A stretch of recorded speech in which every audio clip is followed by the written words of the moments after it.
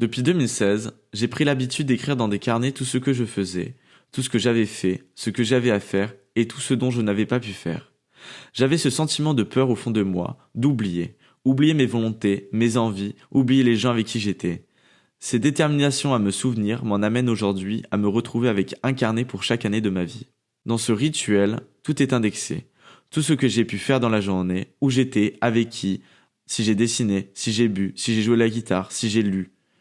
Dans cette envie de m'imposer un rythme, je me suis obligé chaque jour à réaliser un dessin. Tout a commencé l'été 2019, où je suis parti en vacances avec mes parents à Arcachon. C'était le moment parfait pour m'imposer ce nouveau rythme. Je me suis muni d'un simple carnet format A4 et une boîte de crayons de couleur. Un médium qui me paraissait très scolaire, aux limites finies, mais très pratique lors de déplacements. L'objectif étant de réaliser un dessin chaque jour. À mon retour de vacances, à Grenoble, je me suis retrouvé avec plus de 30 dessins. J'avais qu'une seule envie, continuer à m'imposer ce rythme. Le sujet central de mes compositions sont les scènes de genre. Je peins principalement des gens qui m'entourent, des groupes d'amis, la famille.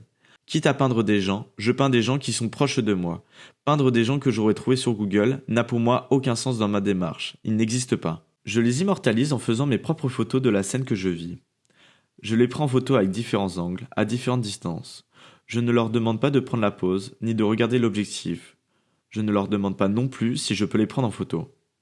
Je prends mes sujets en photo dans leur activité, dans le naturel le plus possible, afin de toujours se rapprocher au plus vite de la scène que je vis, le réel, ce que je vois, ce qu'ils vivent.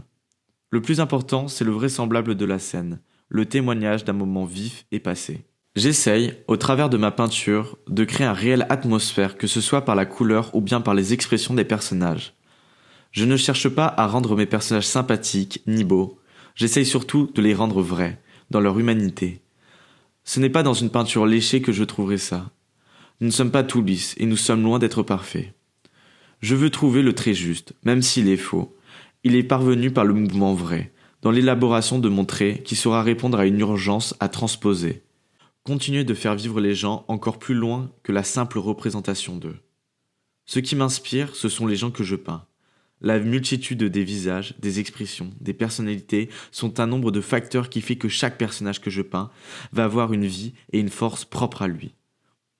Au travers de ma production, je leur développe une deuxième identité, une seconde vie. Ce qui est très important pour moi, c'est continuer de faire vivre les gens encore plus loin et de retranscrire leurs vibrations en y incorporant mes propres sentiments dans la perception que j'ai d'eux. Avec le temps, j'écris une bibliothèque numérique des photos dans laquelle je puise des ressources comme me vient l'envie, le sentiment, l'idée. Cette bibliothèque contient plusieurs catégories, partant du simple portrait aux photos de groupes en soirée, de danse, au restaurant, de portraits d'espace, de portraits d'objets. Dans mon travail, je parle de vie quotidienne. Je conçois ce rapport de deux façons avec ma pratique. Premièrement, vie quotidienne dans le rythme de production que je m'impose. Je suis obsédé par la volonté de faire chaque jour un dessin. Un rythme soutenu que j'essaye au mieux de ne jamais céder. Il m'a donc été nécessaire pour moi d'utiliser un médium facile à transporter, rapide, dont le champ des possibles est immense. Je parle du crayon de couleur. Une floraison d'images que je construis chaque jour qui m'emmène à faire un lien avec notre relation à l'image dans notre société. Chaque dessin que je réalise me rappelle des moments que j'ai vécus, des gens que j'ai côtoyés. Mes dessins de crayon de couleur se rapprochent d'une sorte de journal dans lequel chaque événement y serait retranscrit. Mais pour autant, je m'efforce pas à réaliser un dessin en rapport avec ma journée. L'incitation doit en découler d'un sentiment. Ça commence souvent par une couleur. Pour ce qui est de mon processus de création, mon travail au crayon de couleur débute tout d'abord par la confection de fonds sur papier. Je trempe mes formats dans un mélange très liquide d'essence et de pigments à l'huile. J'en réalise par session une dizaine avec des couleurs et teintes différentes. Et je ne cherche pas à ce que les fonds soient monochromes. Je préfère quand il y a des variations de la couleur. Une fois ça, mon travail de peinture suit le même processus. Je cherche dans ma bibliothèque une image ou des images qui sont susceptibles de m'intéresser. Cette image me servira de base afin de placer la scène sur l'espace de la feuille. S'ensuit un tracé de personnage, puis la mise en couleur de ceux-ci. C'est après ça que je commence à réaliser la mise en espace. C'est à partir de là que je m'amuse à trouver une réponse esthétique en retranscrivant une vision sans espace et sans perspective, tout en montrant les déformations visuelles que je peux subir dans mon quotidien. Par exemple, j'ai remarqué que tous les motifs ayant un rythme de forme allaient rapidement s'imprimer sur ma rétine et commencer à se déformer en s'animant dans un mouvement. J'ai donc décidé de les incorporer dans mon travail afin de leur donner un rythme et une vibration dans le contraste des couleurs. La spatialité a une place centrale dans mon travail.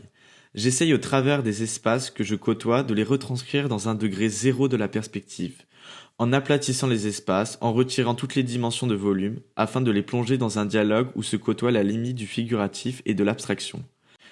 L'espace présent dans ma production de peinture ou de dessin est amené à faire perdre les repères du vraisemblable au spectateur. À quel moment pouvons-nous briser ce rapport d'une perspective juste ou bien fausse ? Je cherche à établir les rapports que nous entreprenons avec nos lieux de vie, identifier et établir une nouvelle spatialité de ces ensembles en faisant prolonger notre vision de ceux-ci. J'ai fait aussi d'autres expérimentations en essayant de comprendre sous différents angles les espaces sans règles de perspective.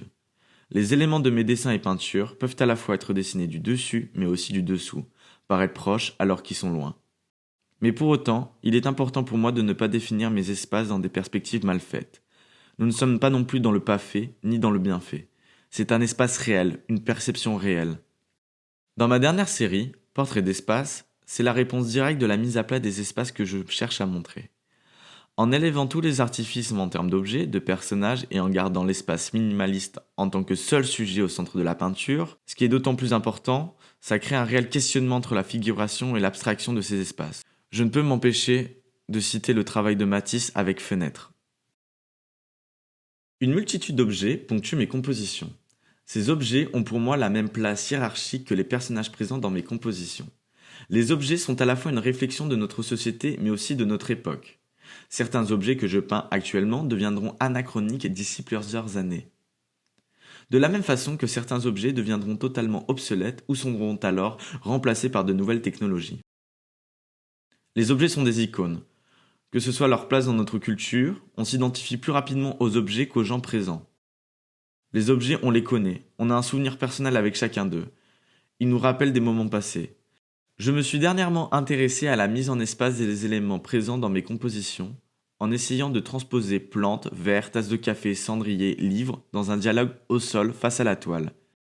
En jouant encore une fois avec l'anamorphose, la déformation, la vibration et le contraste de mes objets déjà présents dans leur représentation picturale, mes objets ont une seconde vie. Mal fait, pas fait, bien fait. Pour terminer, j'aimerais ouvrir mon travail sur d'autres artistes. Je ne peux m'empêcher de reciter comme référence le travail de Matisse avec le tableau Intérieur aux aubergines, exposé au musée de Grenoble, qui est l'une des peintures les plus marquantes pour moi. Elle traduit le degré zéro de la perspective que je recherche. Je ne peux non plus m'empêcher de passer à côté de Francis Bacon, David Hockney ou bien encore Mathieu Cherkit, où chacun de ces tableaux ouvre une porte sur des pièces de sa maison familiale, laissant place à un intérieur hétéroclite et possédant une notion de l'espace passionnante et impressionnante.